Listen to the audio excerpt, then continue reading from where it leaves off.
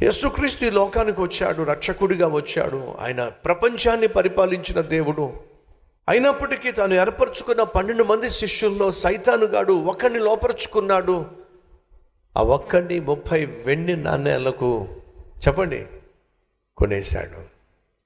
ఆ ఒక్కడు ఏం చేశాడయ్యా అంటే లోకరక్షకుడైన యేసుక్రీస్తును 30 వెండి నాణేలకు కకృతిపడి రోమా సైన్యానికి అప్పగించేశాడు.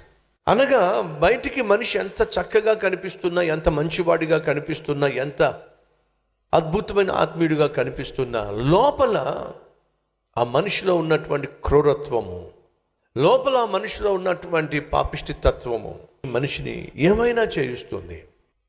దేవుని చిత్తానికి, దేవుని ఉద్దేశానికి వ్యతిరేకంగా నువ్వు షార్ట్ కట్ మెథడ్లో ఉద్యోగంలో పైకి రావాలని ప్రయత్నం చేస్తున్నా, షార్ట్ కట్ మెథడ్లో ప్రమోషన్ పొందుకోవాలని ప్రయత్నం చేస్తున్నా, డబ్బు సంపాదించాలని ప్రయత్నం చేస్తున్నా, ఆస్తిపాస్తులు కూడబెట్టుకోవాలని ప్రయత్నం చేస్తున్నా,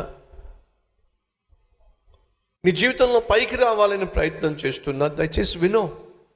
ఆ షార్ట్ కట్ మెథడ్ ఎప్పటికైనా సరే నీకు ప్రమాదాన్ని తీసుకొస్తుంది.